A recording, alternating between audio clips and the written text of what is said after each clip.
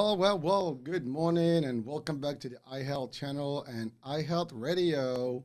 Hurricane H is in the house, and we're gonna go to a journey today on the Gherasim show. Now you're gonna be like wondering, like, what is that?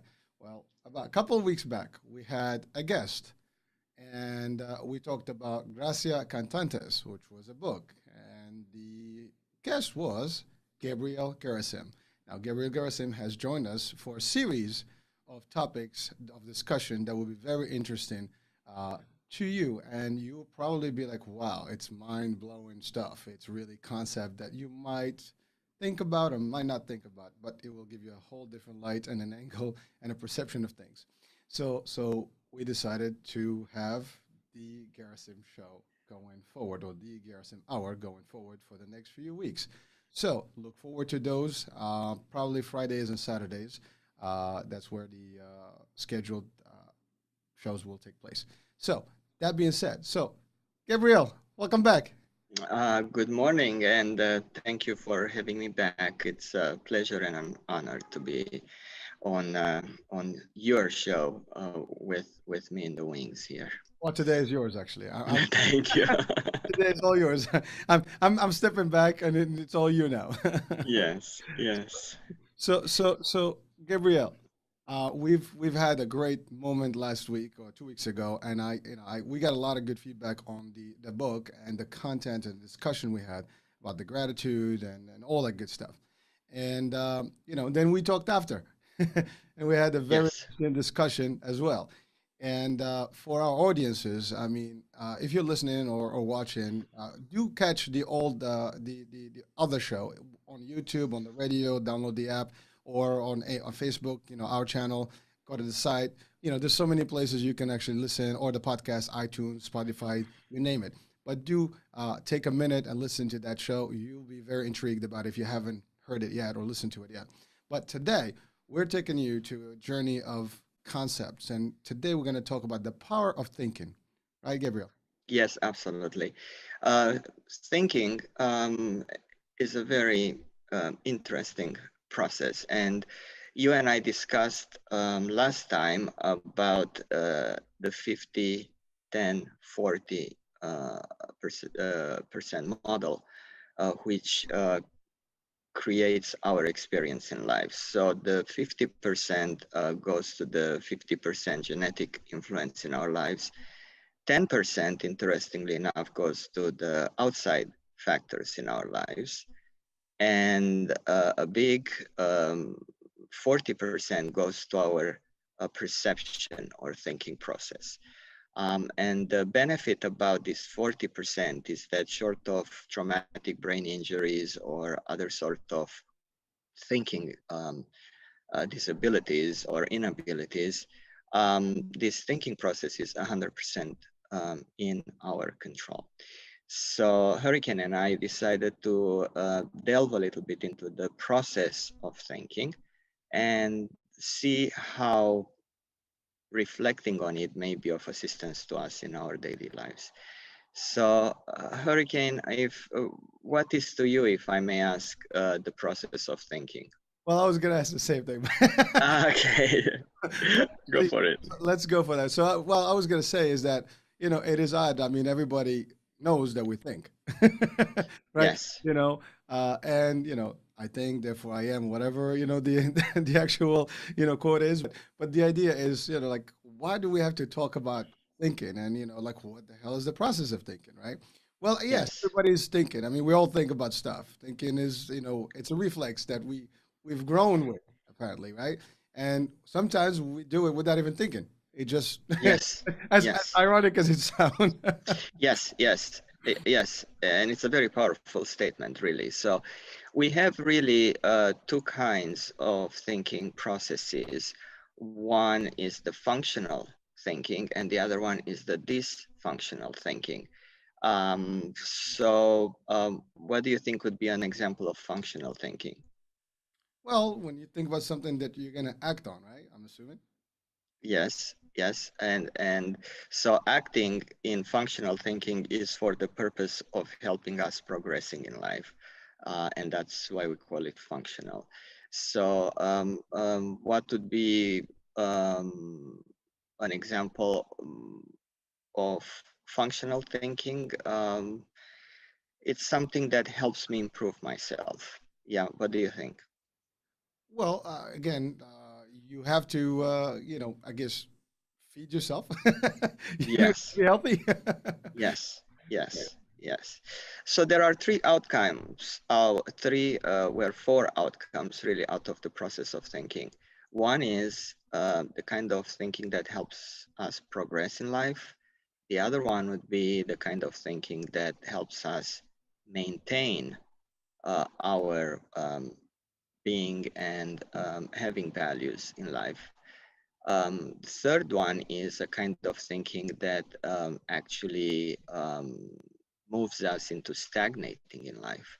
And the fourth category would be the kind of thinking that pushes us towards regressing in life. And of course, the last three are part of the dysfunctional kind of thinking, right? And this kind of dysfunctional thinking can be an insidious or an overt kind of thinking that may be evident or not so evident, and we'll address the various forms in which either manifests in life. So in terms of dysfunctional thinking, I would like to just go briefly over some of these sorts of modes in which dysfunctional thinking is being reflected. One of them is the all or nothing thinking, my way or the highway, right? We all know that if we drive with that attitude on the highway, we are liable to get in trouble. We'll get in trouble. Period. Period. Another kind of dysfunctional thinking would be the should. You should do this. I should do this. Why is that dysfunctional? Um, because that should is a command that is coming out of the ego. And if it is not functionally based, that should is actually both dysfunctional and destructive in life. Other kinds of examples are catastrophizing, right? Oh, of course it should happen to me. That's I'm expecting this. I have no control. Fear, which fear-based thinking, which actually leads one to being angry, and then from there on, God help us, right? In terms of what one says and does. Overgeneralizing is another way of dysfunctional thinking. Why? Because each individual has, yes, his or her commonalities and also his or her generalities. So by overgeneralizing, right, stereotyping is a good example of that. Um, we can get, it's dysfunctional because it's not based on reality, and that's misperception that's going to get us in trouble, right? Minimizing or maximizing dysfunctional are example of dysfunctional thinking, right? We have examples of false modesty. Oh, thank you for doing this for me. Oh, it was nothing, right? Maximizing would be, oh, you should be grateful to me. About 20 years ago, I let you use my car for the interview, and now you have a great job, right? Personalizing is an example of dysfunctional thinking because it creates an egocentric view of the world, right? The world turns around me, and if somebody say pushes me in the subway, oh, he doesn't respect me. Maybe that person didn't see me. Maybe that person um, basically was worried about something happening in his or her life. Maybe it was too much, there were too many people in the subway. So if I make it personal, then I'm going to go into the attack mode when really, again, it's a misperception of the reality. Jumping to conclusions, right? Know it all, do it all. Um, that all is the problem because, right, only God knows it all, we should say. Other examples are labeling, defeatism, also called learned helplessness, and denial, right? So what what do you think would be the problem with denying a reality, Hurricane? Well, I would think that that's actually, I call it the ostrich effect. Like there is something going on, and you just, because you don't want to think about it and you just avoid it, or you just kind of, just almost eliminate it from your brain, like it's not happening, but the reality is still there. So it's really, I mean, that's what I literally refer to as the ostrich effect. You put your head in the sand and expect that danger is going to pass. So, it's really, ignoring reality or just not facing it. Yes, yes, and this is a problem, isn't it? Just because I ignore the fact that I need to pay the rent, it's not going to go away. Right? uh, So we have several kind. Yeah, I'm sorry. Go on. no, so Gabriel, it's funny because that is what you've described about dysfunctional thinking right now. I think a lot of us live in that world. Unfortunately, I think Yes. that is we don't realize it, but whatever you're describing here, I think that most of us, and if not all of us, we sometimes, without even realizing it, that we are stuck into those things, and because we get all these influences and we are really reactive to it, and somehow that's how we live. Yes. So literally, I mean, you're highlighting something that we might not have thought about in the past, or Yeah. realize as a behavior. But I think hearing you right now is like, whoa, hold on, aha, there's a problem here. Yes. Yes. Absolutely. Yeah. And denial is an insidious little beast because we can deny several things. We can deny the facts, right? Oh no, it's not raining outside. We can deny intentions, right? Somebody brought me a Christmas gift. He only does it because I'm his supervisor, right? I can deny the damage, or I can deny the responsibility. Now imagine that what we are talking about here in terms of denial, it's referring to a victim, and then the abuser is caught, and then what will the abuser do, right? He or she, because it happens both ways, right, will deny that he or she hurt somebody. Oh, I didn't do it. And then you can show the proofs, right? Medical exam, photographs, video cameras, and then the abuser will go from denying the facts, will deny the intention. Oh yes, yes, yes. I slapped that person, but I really, it was just in jest. Yeah, yeah, it was just, my intention was just to be playful, I didn't. Then you can say, okay, what's next? Well, even if my intention was bad, then the abuser, let's say, would deny the damage. Oh, yeah, sure, I hurt that person. That was the fact. The intention was to get that person intimidated. But the damage was not so bad. So what if she broke 3 ribs? It's not like blood and guts were coming outside, right? And the last kind of denial is the responsibility, right? Oh, you know what? I did all the above. At the same time, really, it's not my responsibility because I was too mad. She got me too angry, and it's her fault because she got me so angry. So in addition to denying, the abusers use this strategy of thinking. Again, they may think it's functional, but it's really dysfunctional because it circumvents reality. And in so doing, it creates a imaginary world in their mind, which eventually will lead them into trouble of some sort of another. So we spoke about denial. So the abuser will deny all of the above. Um, Sometimes they will minimize the damage. And then the last will be blaming the victim. So these are examples that people can do. And Hurricane, I wanted here to bring all this to the attention of the individual in terms of himself or herself. Because a lot of people, like you said before, will deny the harm they do. They will minimize the harm they do to themselves, and usually it starts from the self. Um, they will sometimes blame themselves um, um, minimally or somebody else. So they will not focus on the functional thinking, which is, let me see what the reality is and let me see how I can progress in life best from here. What do you think? Well, it's pretty crazy. the way I'm thinking about it is this. It's the same as when someone lies and they believe in their lies, and they really think that's the truth. I think that's the same reality here, where someone living in a life that is fictional, but it's only in their mind. But then they almost portray that, and then they project that in the actual life and affect everybody, including themselves primarily, and everybody around them. I think that's where I am falling right now in terms of the ideology. Hmm. Absolutely.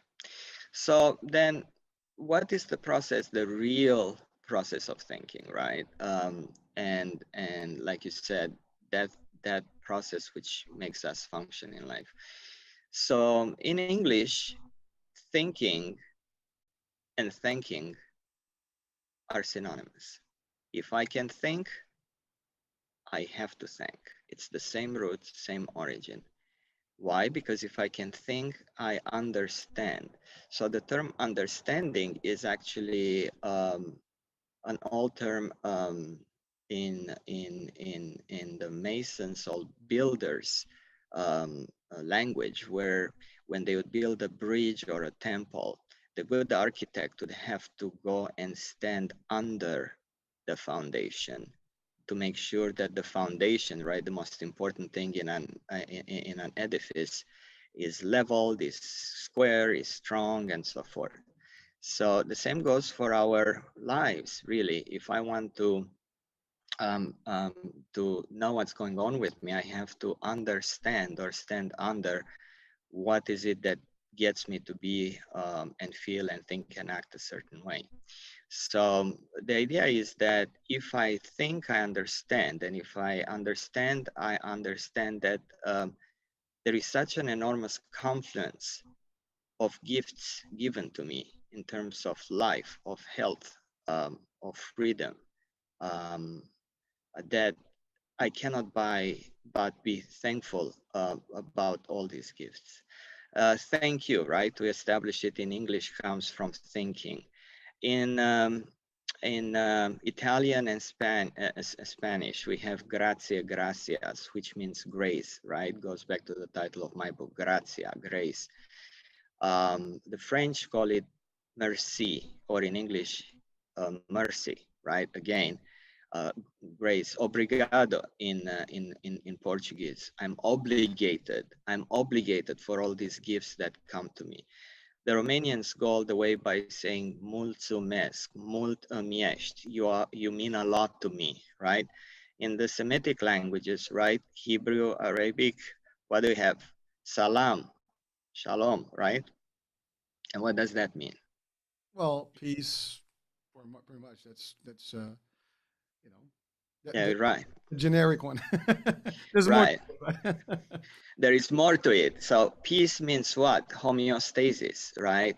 Things that allow me to be the way I am, to be afloat, to move on in life, right? So how do I do that, right?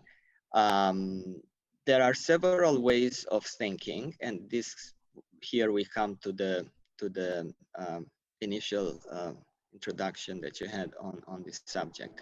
So if I think consciously, what does that mean, Hurricane? If I think consciously? Well, that means I'm pretty much actively, using my brain to do a certain particular function. I'm thinking about it, actively, and I'm planning it. It's not like it's just a reaction or just a spur of the moment type of thing. It's actually something that's with intent. Exactly. So the capacity to make conscious decisions is one of those capacities which are human. A lot of animals make instinctive um, decisions. The conscious thinking is a decision that's logical or and also could be emotional, but when it's conscious, it's a sort of guided emotion, if you will. A conscious decision is the one that allows us to make short-term, medium-term, or long-term decision based on what you said, consequential thinking, right? So in other words, I'm fully responsible for what I'm doing because I'm aware about what I'm doing and why I take that decision. I think that's the key word, awareness. It's not just a reaction or reflex rather. It's really you are planning and conscious and aware that this is the action I need to do. And I think to your point, that's what makes us different. And we're not, in the animalistic, world. I mean, we're humans, right? That's what Yes. elevated us in terms of, I guess the aptitude. Yeah.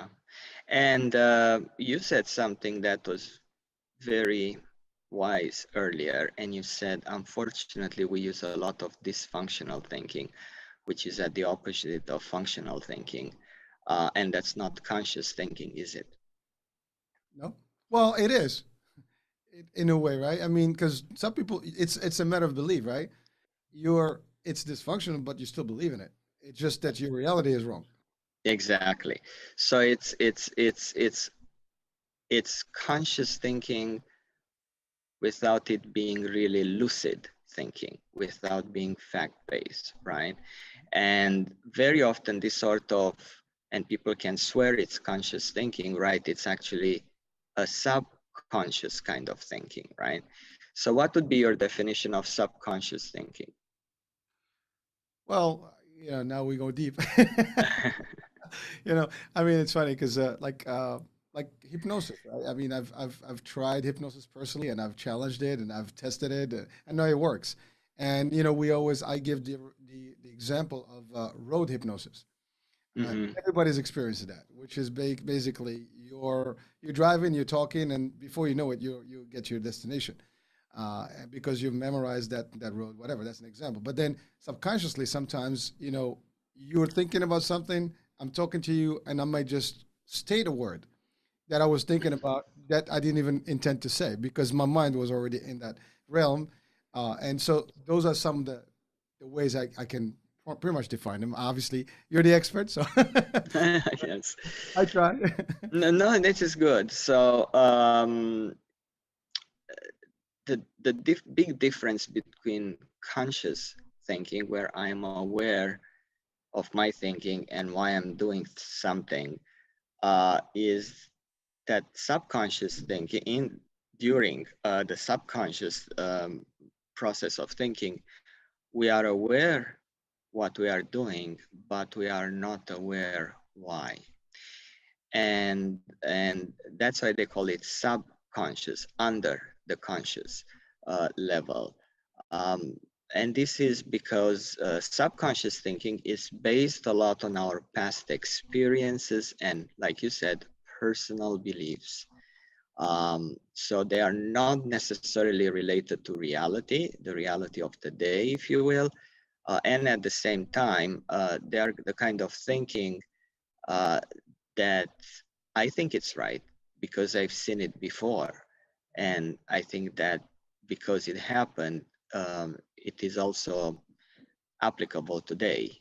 Um, so this is a big dissection between reality and which is objective in nature and past experiences, which are definitely subjective in nature, right? So where do we learn subconscious thinking, right? We learn it from the experiences of the past, which have created a belief system, uh, which then guides us in terms of interpreting the reality based on that. So a good example would be, let's say that my parents and my grandparents and my wife and everybody around me, when I say I want to shave, they give me a mirror, one of those carnival mirrors that makes me look 4 feet one. Even if I'm 7 feet seven, it still makes me look 4 feet one. So when it comes to me, um, regardless of the reality which is in me, I will perceive myself, that's the subconscious thinking, in terms of being 4 feet one. If I come from an aggressive family, then I'm going to assume that parents and really the world is going to be aggressive. If I'm taught to function out of fear, I'm going to assume that that's the way to do it, whether the reality is such or not, right? And that's the subconscious kind of thinking where really our past experiences and our past beliefs guide the way. Interestingly enough, about 65% of our decisions are based at the subconscious level. Isn't that interesting? It is, and I was gonna just relate to marketing. The power of marketing, it's all suggestive and it's all geared to your subconscious. You see stuff over and over and over, and before you know it, you will do compulsive buying of things, and or you would relate to something. Like a good example, we talk about diapers. We don't call them diapers, we call them Pampers.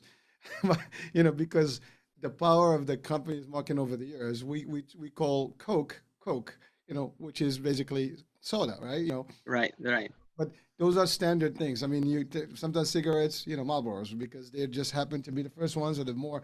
So those are some of the examples, that you automatically would relate to in terms of subconsciously you react to it based on what you've been suggested over time.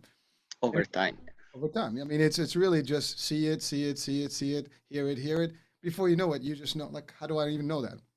But it's Yeah, little there, and now you react to it. I mean, again, yeah, that's just one of the ways I can relate to it, because it yeah, does impact people, and that's really why people are crazy. I mean, everything people spend a lot of money on things that they might not even need. yeah, I might be guilty to some of that level myself, but that's because you see stuff. I mean, unless you really use active thinking and you like, wait a minute, why do I need this? And you start rational, using some rational, thinking there, it doesn't happen. You just react to it, and that's it. yeah. Subconscious is a big comfort sort of thinking because it is the thought of the known, the thought of the familiar, right? Let me take the old shoes because they look raggedy and dusty and old, and at the same time they're so comfortable. So that comfort level in thinking is the appealing part of it, right? The reflex aspect. I don't have to think so much. I'm just going to do it just because, right? So that because can get us in a lot of trouble. Um, because it doesn't reflect to necessarily to the reality, and then it creates what is called a cognitive dissonance, and a difference between the reality and us, right? It's a problem, and we need to be aware about that. So I have to ask myself when I do a conscious decision, am I aware uh, what I'm doing now and why? And if that satisfies my answer, then let me go for it. And for me to be aware of the thinking that I'm doing and the subsequent words and actions, and the why, I have to use consequential thinking. You and I think, are old enough to remember the video tape, right? Those still. All right. So the whole idea with consequential thinking is to use that analogy, play the tape until the end before you decide to buy the movie or not, right? We also call that proactive thinking. Let me think about it before I'm actually doing it. Let me look at the pros and cons.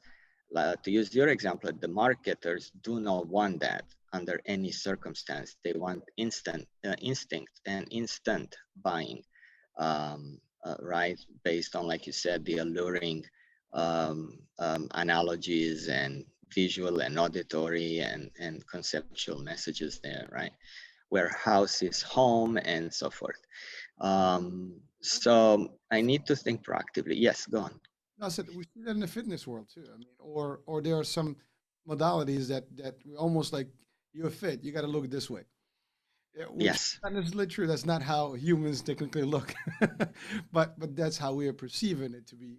The ideal look, and that's because it's been suggested over time that there is a certain look to be a male, there's a certain look to be a female, and and that's it. So there's no in between.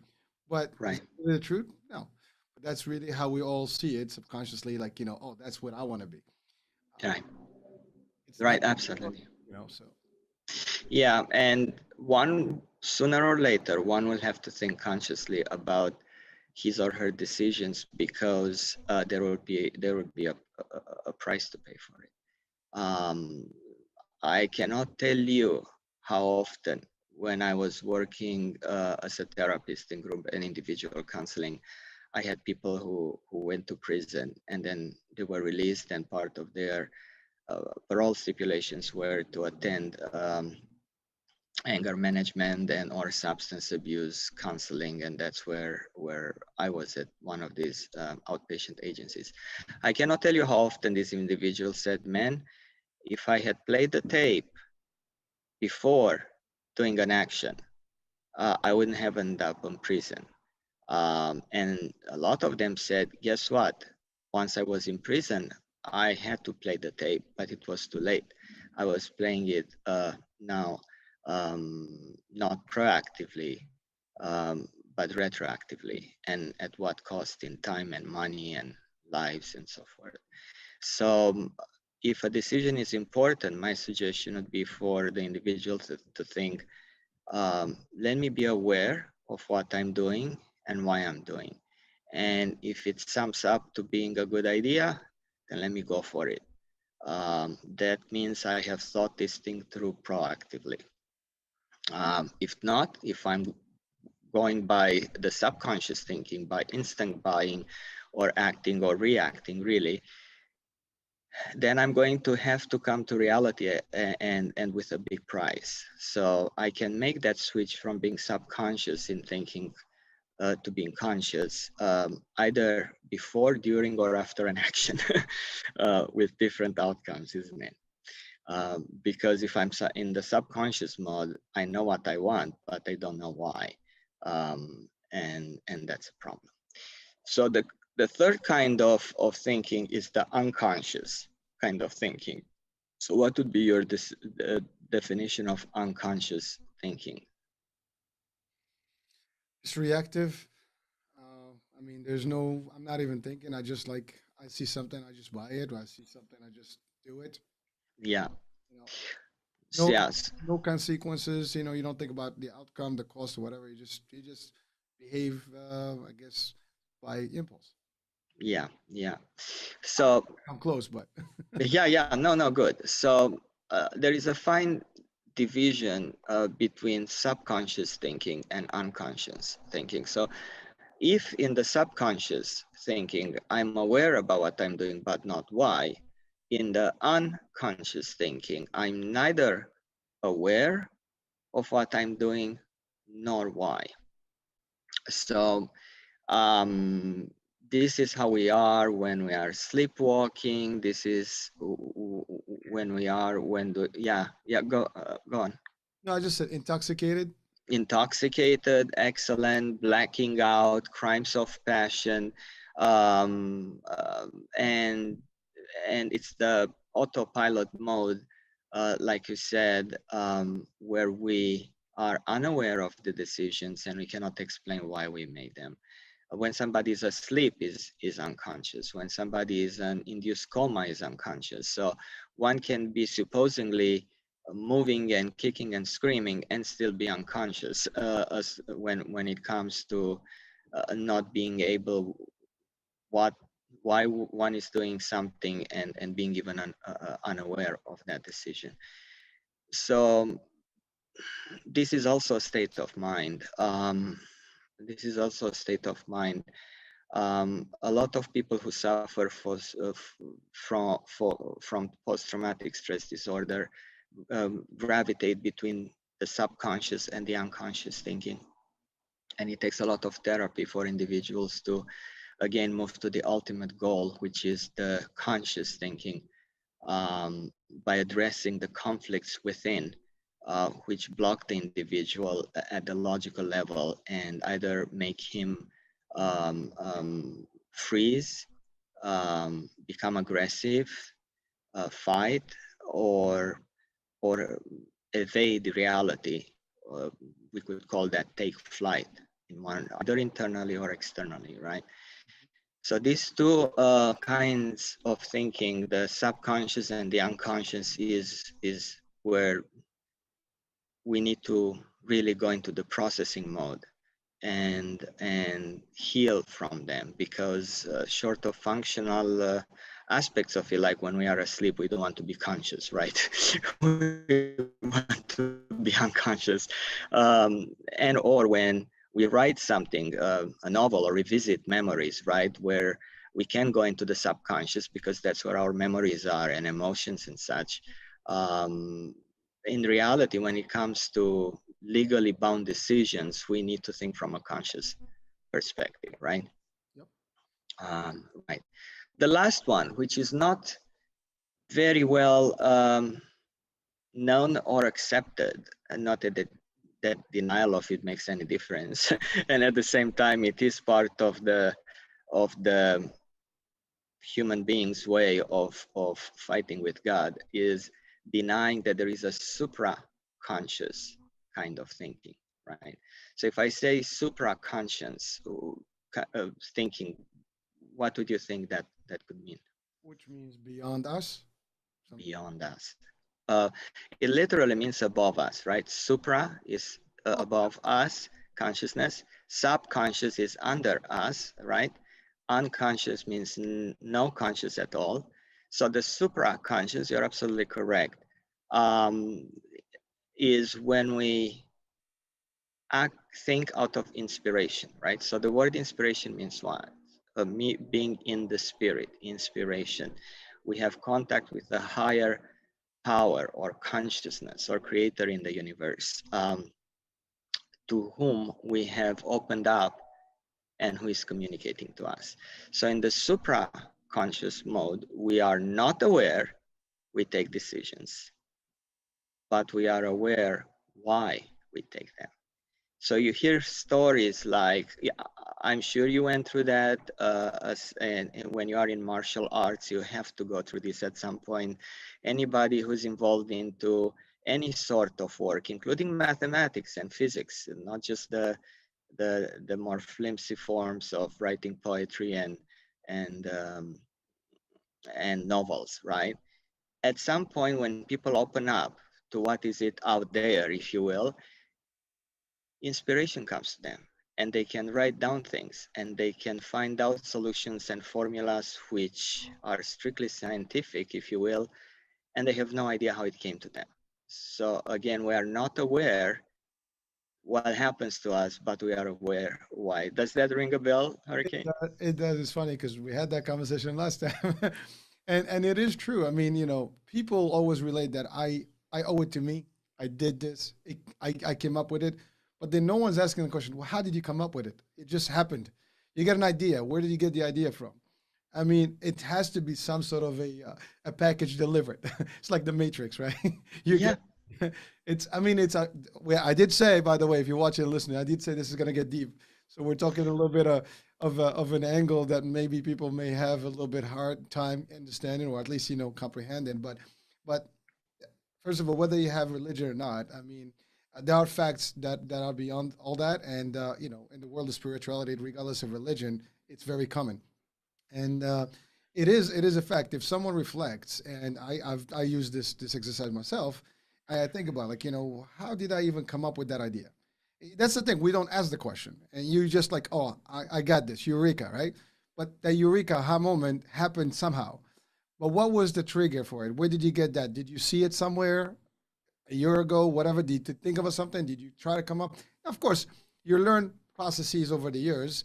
You're a mathematician. You learn the basics. You become good at it, and then you go to the next one. And through trials and testing and stuff, you might be able to come up with some new stuff. But when we're talking about 100 years ago, a few hundred years back, well, they didn't have the tools that we have today. And they created the basis of what we use today. How did they come up with those things? By coincidence? I tend to believe there's no coincidence. Everything happens for a reason in a due time, and it is just the way the world works. And there are powers that are beyond our understanding. We can call them anything. We can call them, spirits. We can call them, in every culture, there's some sort of an actual language for them, or at least a word or description for them.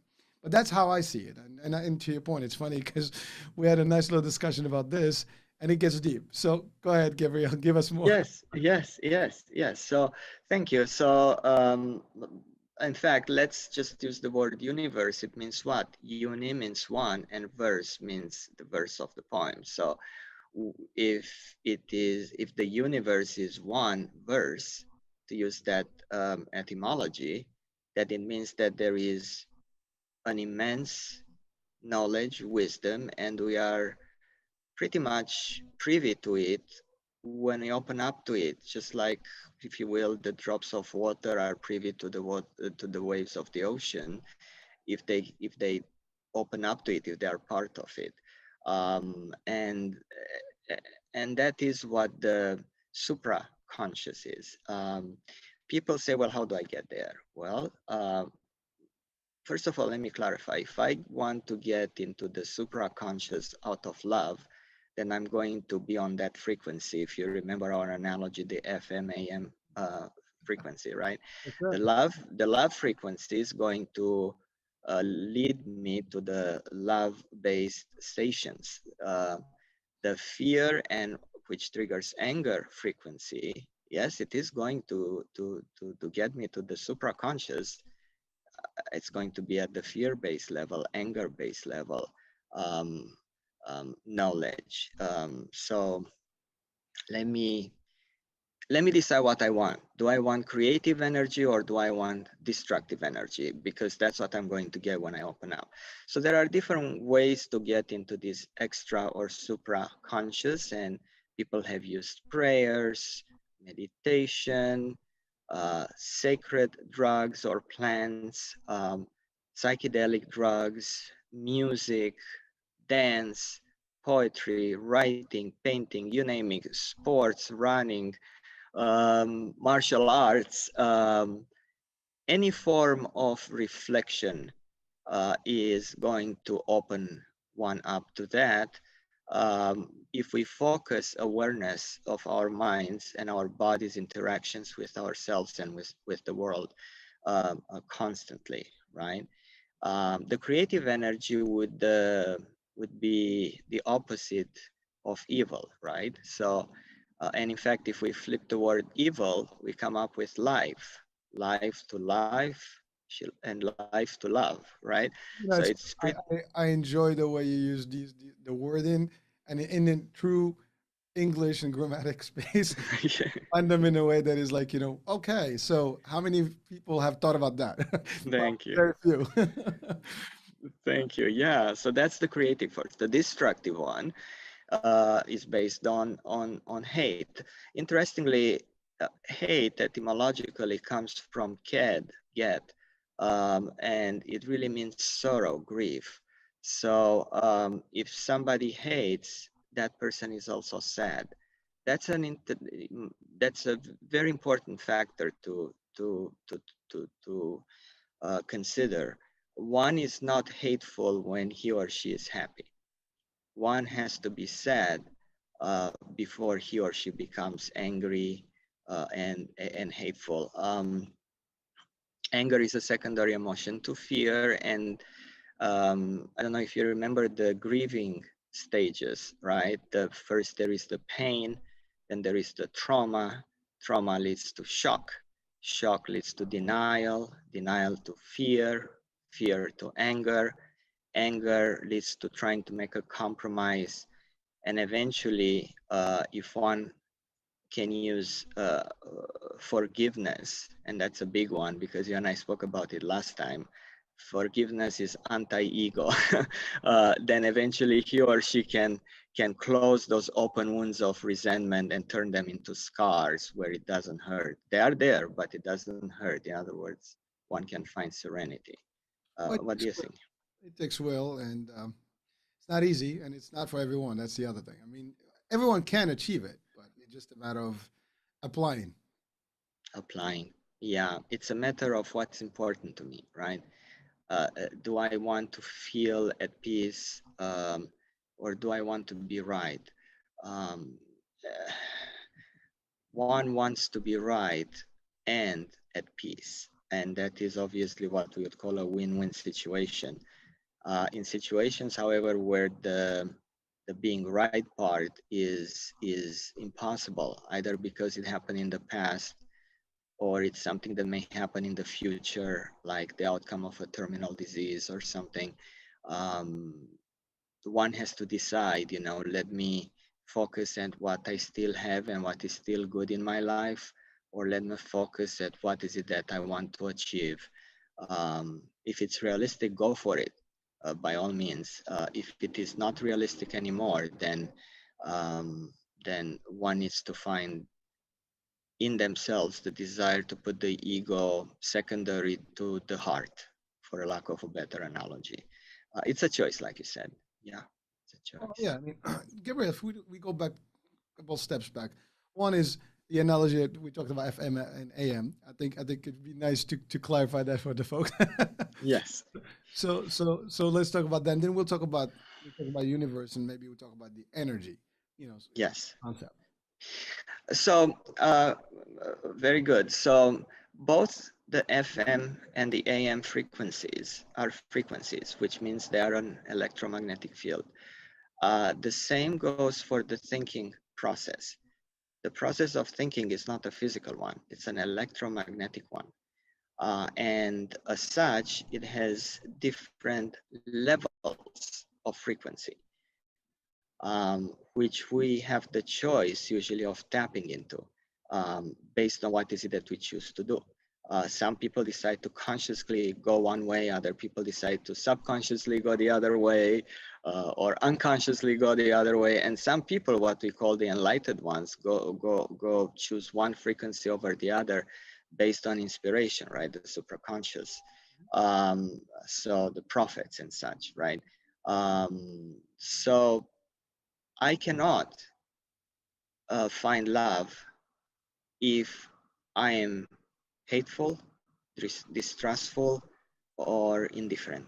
I just cannot. It's even if love finds me, I'm not going to recognize it, because I'm not at that frequency of love where I can recognize love, and vice versa. If I want to love and I'm at the love level, even when hatred comes my way, I'm not going to recognize it in terms of paying attention to it. Yes, it's going to be there. Yes, I'm going to observe it. At the same time, I'm not going to recognize it. In counseling, there is a big distinction between approving and accepting. We assume that I have to accept only that which I approve. And that's because of my ego, yeah, wanting to be right.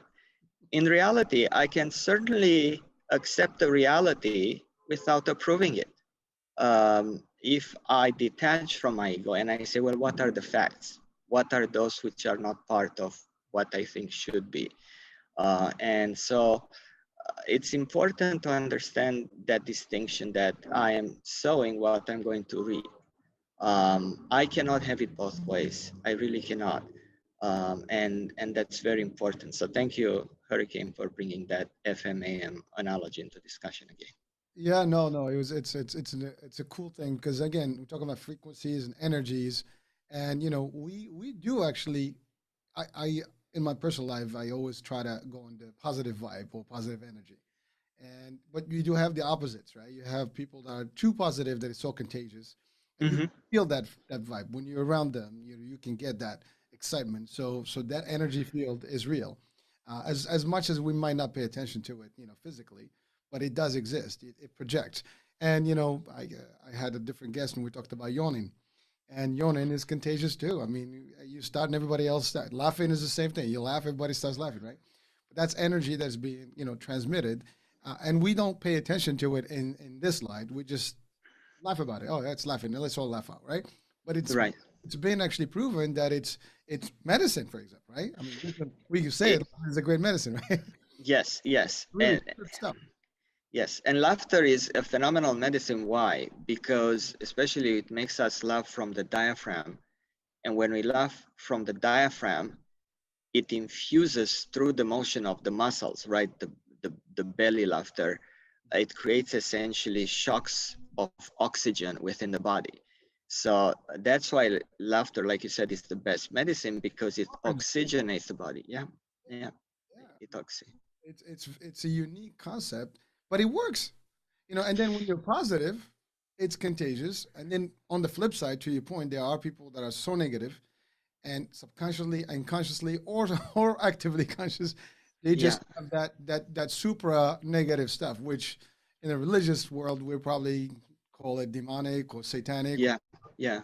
But at the end of the day, there is that energy as well, and they both can collide, and it's dangerous. Yes, yes, and they are there. And the beauty in conscious thinking is that I know what I'm thinking, talking, and doing, and why. And that's because I'm aware. A lot of people become aware by meditation, by focusing. And the first question is really to ask myself, am I looking at the world as something to be afraid of, or am I looking at the world as a beautiful opportunity? As an immigrant, when people come to the States with 2 suitcases and 5 years later they have learned the language, they have found a job, they have started saving money and so forth, it's because they look at America as an opportunity. Then we have individuals born in America and raised here who, because of the generational learned helplessness mentality for one reason or another, they look at America as being a place of segregation, of hatred, of injustices. It's the same America, it's the same society. And as long as there are laws protecting the individual, provided that the individual is also responsible, pretty much the same way, then America is the same. It's objective, it's neutral, until one gives it meaning. So this is an example, right? Why is it that so many immigrants come and within one generation they have homes, jobs, when other individuals here who didn't have to go to the process of learning a language, customs, and so forth, they stagnate, right? It goes back to, Well, it's the opportunity. It's how you see the world, right? Cup half full, half empty, right? The mindset. We can look at the same picture and just see two different things, and that's exactly what it is. When I can relate to that, I'm an immigrant, and same thing. I mean, I had my dream, and I worked towards my dream, and in no time I was able to do it because I saw every opportunity, and I still see opportunities. All right, and there are people that will take it for granted because they just that's not. Then first of all, they haven't known different. That's the other thing. They just know this reality. And when you live in maybe in a different country, and whether through war or through other type of concepts, you tend to have a different outlook, and also feel as well as respect for things, as little as they are. Some people take those things for granted. I mean, people that live in a desert and and on some sub African countries, for example, with no light or electricity, what the hell? I mean, they come in here, it's like they will like, appreciate light, right? It's a simple example. And it's sad because when Sandy hit in New York and Jersey a couple of years back, we've realized how vulnerable we were as Americans in general because we are not used to not electricity and not having a fridge and a freezer. So stuff that is just basic, we were like literally like starving without it, right? We're dying out. And that's really sometimes when you realize like, well, someone that actually didn't have all that stuff would appreciate it and can also survive it. That's the difference. They will adapt, they will persevere, and they'll be resilient. And someone who hasn't, oh my God, the world just crumbled. I mean, a generational analogy would be taking a phone from our kids. yeah, Oh my God, yeah, my world just yeah, ended. What happened yes, before those phones? What happened before internet? We did live. I mean, we had a good life, right? So yes. it's all a matter of perspective. So It's all a matter of perspective. You're absolutely correct. So the distinction in this regard, what makes me be able to recalibrate my thinking from subconscious or unconscious to the conscious, or if you will, to even the supraconscious, is meditation. So the saying is that when I pray, is I'm communicating with God. When I meditate, is I'm communicating with me. So these are two important distinctions. This idea about awareness of mind and body. Um, and I need to ask myself how I look at the world. Then the question is, why am I looking at the world the way it is? Is it really my reality, or is it something that uh, I think um, are aspects of it which fit my experiences and my belief system, and I'm going with that, whether it be positive or negative. If I like where I am, very good. If I don't like where I am, that's where I need to change my belief system into looking at the world as a gift, not as a given. And in so doing, then I am communicating with those entities outside me, visible and invisible, physical or spiritual, a sense of gratitude because I am part of you, right? And in conjunction with my responsibility as an individual, my responsibilities and rights, in combination with a sense of gratitude for the greater things, then that's what's going to lead one to look at the life completely, both with a sense of gratitude and a sense of responsibility and appreciation for his or her life. That would be my 2 cents on that perspective. What do you think? That's more than 2 cents. I think that's a lot more valuable than we can quantify. I mean, and then some of this concept or some of these concepts that you've mentioned today, I mean, I think obviously it would take days, maybe a few books to actually even comprehend most of it. I mean, we try to make some light and give some analogies, but there's more to this. I mean, we talked about, you mentioned universe and energy.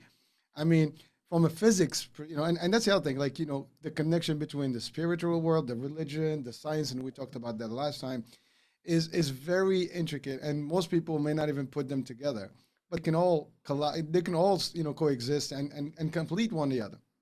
And Yes. I have this joke. Well, not a joke. I've had this conversation many times about, if you're a physicist, or you're in physics, you would know one thing, that it's all about electrons and protons and atoms and stuff, right?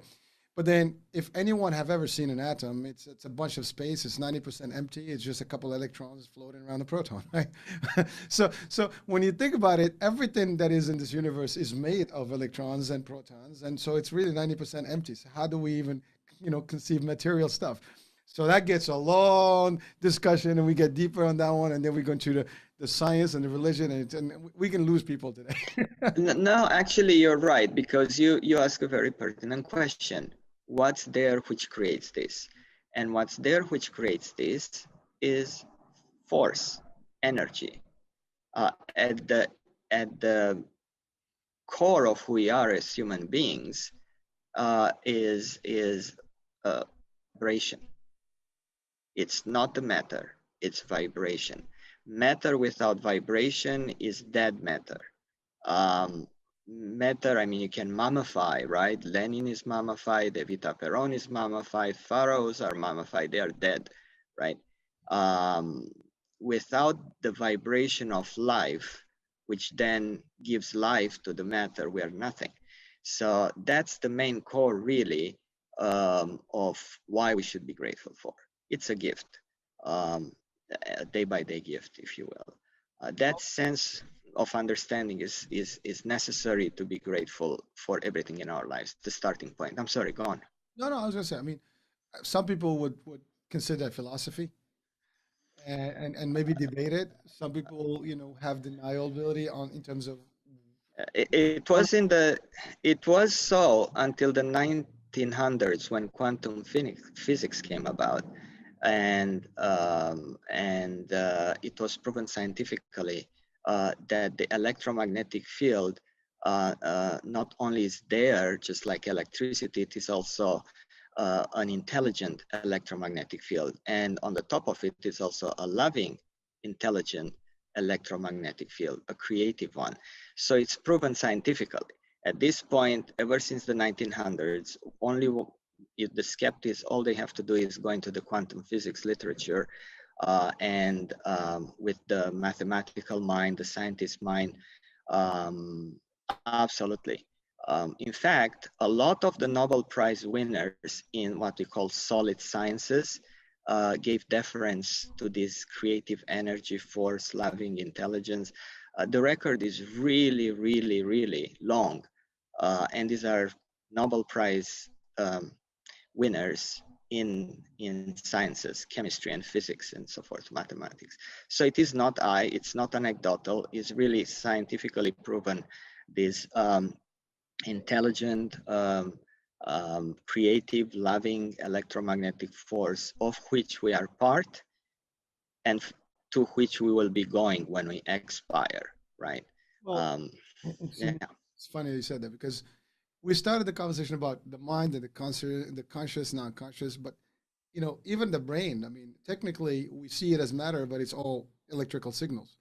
Our nervous system is all electrical stuff, and there's chemical reaction that converts into electrical signal, and that's where the synapses and the message goes to the brain, and it's all fired up. When you look at a brain, an electronic version of it, like when you see all the synapses firing, electrical signal. I mean, it's pretty powerful. We are conducted, energy and electricity. And that's physics, that's, energy that is beyond. And so then we go into the spiritual world. And now we're talking about souls or the ghost in the machine. And then now, how do you define that? And we can talk about computers and link them back to that. I mean, we could go crazy with this topic right now. I mean, I know we're coming about, the end of today's show, but we can certainly catch on this for the next few weeks. And there's got to be some more interesting discussion, I think, about this. Yes, thank you. So, yeah, I would just suggest The Power of Intention, a book by Wayne Dyer. One can find his lectures on YouTube. Just type The Power of Intention, Wayne Dyer. And what he says there is that an intention is an intelligent tension. And that says it all, really. What is my intelligent intention for today? Is it to seek occasions to get offended? Is it to seek occasions to be happy, in harmony, to be serene? Because based on that intelligent tension, I'm going to seek, find, and recognize the like of it. And I'm going to certainly not accept without necessarily approving the opposite of it, for better or worse. Wow. All right. Well, listen, I mean, I've never heard that breakdown, but really as simple as that. I'm telling you, like, you're making it sound so sweet and easy, which we can comprehend easily. So thank you for that. But it's deep stuff. I mean, it's really, it gives you an opportunity to ponder and wonder and really think and reflect. And I think those are all key elements. And most of us, we kind of live our lives without doing that. We talked the last time, you and I, about wandering, and pondering in this universe, just looking at the universe, how it all comes in play. I mean, you can, there's just so much power to it. It's not even funny. I mean, we can talk hours, and there are thousands of books, if not millions of books out there about all this. And it's pretty cool. I mean, as far as I know, and I believe, it's we owe it to ourselves to learn more about these things and at least dive in and get into it. Whether we accept some of the facts or not, but at least know. I mean, knowledge is power. So I think that's important. And I think if there's a message from our shows, is that we want to convey that to our audiences, and hopefully they'll get some action from it. Exactly. And to use a quote, one of my favorite superb poets and philosophers, Rumi, Persian poet Rumi, 1300s, he wrote a poem, and he ended with, "Why go through life like a dead fish in this ocean of love created by God or universe?" It's a choice. We can be like the dead fish, or we can be appreciative and grateful. The ocean of love is there, whether we accept it, approve it, or none of the above. Well, Gabriel, with those words of wisdom, we're gonna close our show today. So thank you for another yet exciting hour. Look forward to the next one next week, Friday at 7 p.m. And then we'll tell you when the next show will be. So, Gabriel, thank you for joining us today. For our listeners and audience watching, thank you for watching on the iHealth channel, listening on iHealth Radio. This has been the Gherasim Hour. And so look forward for another few hours, if not many, and a lot more deep. And like I said, it's a journey. So take the journey, and it will be worth listening in, tuning in, and watching. That being said, Hurricane H here, and we will talk soon. Bye now. Thank you.